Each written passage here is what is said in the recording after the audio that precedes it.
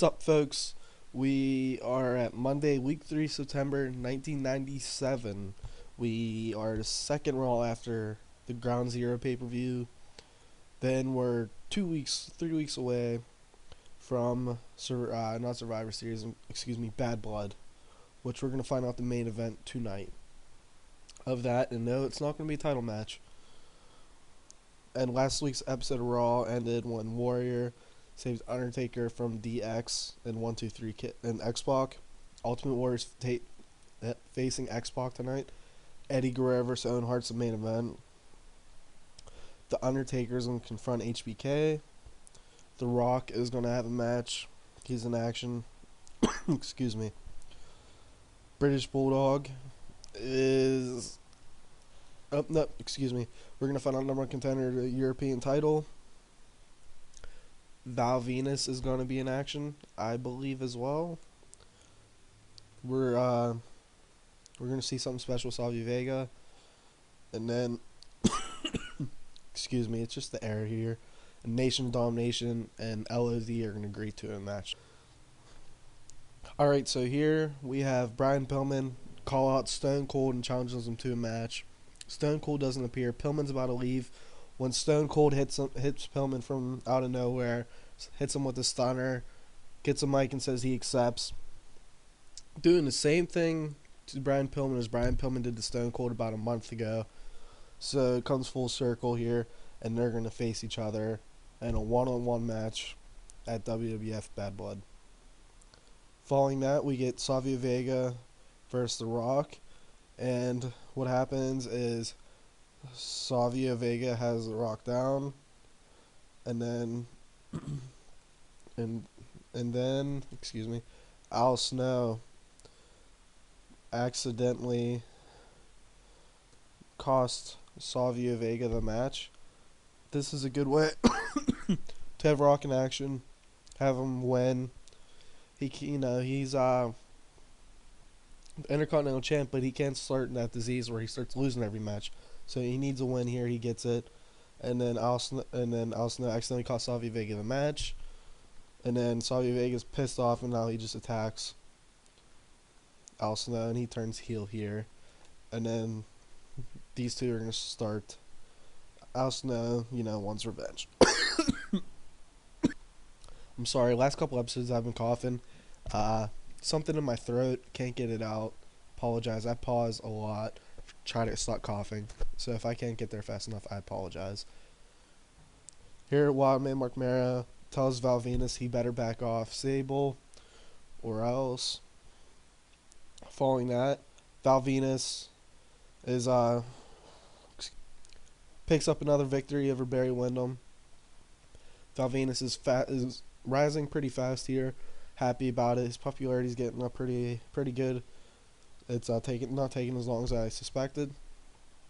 I love his gimmick. I think he has good character development because in real life you want porn star to think serious guy, then to write the censor, then back to porn star.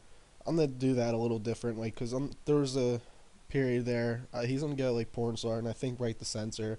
So I think that's a good gimmick to have, and I don't know. I just think we have something good here for him, and he could transition. He can be a main eventer a couple years down the line. Following that, Mero attacks Val Venus. You see Val Venus is managed by Matt Bloom. Bad pairing. Kind of upset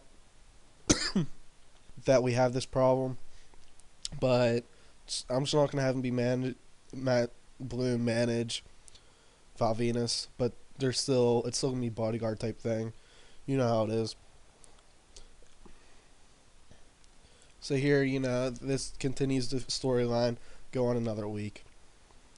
Following that, Nation Domination agrees to a match with Road Warriors, and it's gonna be 2-on-2 normal match for the WWF Tag Team titles. Following that, we find out William Regal is the number one contender European Championship after defeating Rikishi and Jake the Snake Roberts. So he goes on. He's going to face British Bulldog at WWF Bad Blood. Ultimate Warrior cuts promo on X-Pac and Triple H. He faces X-Pac, he defeats him 1, 2, 3. But then he gets attacked afterwards by Triple H and X-Pac after the match. They could say Undertaker isn't there to, return the favor, or that could be storyline down in the future. That Taker didn't save Warrior, but Warrior saved Taker, and so forth. Following that, Undertaker calls out Shawn Michaels, and he challenges him to a Hell in a Cell match. He talks about his last Hell in a Cell match where he nearly killed Mankind, and he's going to take on Shawn Michaels, and Shawn accepts reluctantly. So the main event at WF Bad Blood is HBK versus The Undertaker, Hell in a Cell. Now, no, I'm not going to explain that right now. And then main event, disappointing, Owen Hart versus Eddie Guerrero ends when Owen Hart cheats by pinning Eddie with a handful of tights. And if you remember, this is pretty much how Eddie shook British Bulldog's hand after losing. Turning Bulldog face, Owen's a little pissed off about that, saying he made him a sissy, whatever, and then telling Eddie he doesn't respect him. Eddie says, well, yeah, they have a match. Owen cheats, so expect them to, confront each other again. And then in the final segment of the show, these two are just money together. Bret Hart calls out Mankind, and they start talking to each other. And then Bret Hart ends the show, cheap shot Mankind.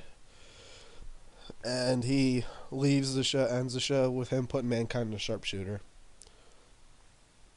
Alright, we get out of the 80 to 84 slump. We finally get an 85 rating here, thanks to Bret Hart and Mankind. I hope we beat WCW this week. It is WBF 11, WCW 9. I think we get the win here. I do. Yes. WBF 12, WCW 9. I believe they had their pay-per-view, so we'll look at that. Anything to note on their shit I want to point out? Not really. Alright, so let's see if they had their pay-per-view. Vader in the pre-show. Okay, so my show had a 90 rating. They had Fall Brawl and ended with an 84. Vader defeated Roddy Piper in the main event. And Sting vs. Giant. Other than that, nothing really. The Outsiders defeat Chris Jericho's Public Enemy early on. So that's it for this episode. It is WWF 13, WCW 9. It's close. Every time I think I get ahead of them, every time I think of a great main event that's going to give me a good show rating, they beat me. I'm expecting a lot of competition, and I don't see WCW starting to die down really fast as they did. Around this time, WWF started getting really hot, and I believe on Twitter recently, Lance Storm even said this was a turning point month. September 97, maybe it's November 97, was a turning point month in Monday Night Wars because Stone Cold was starting to get really hot, and WCW was starting to get overpopulated, or NWO was starting to get overpopulated. That's it for this episode. Thank you for watching. Have a good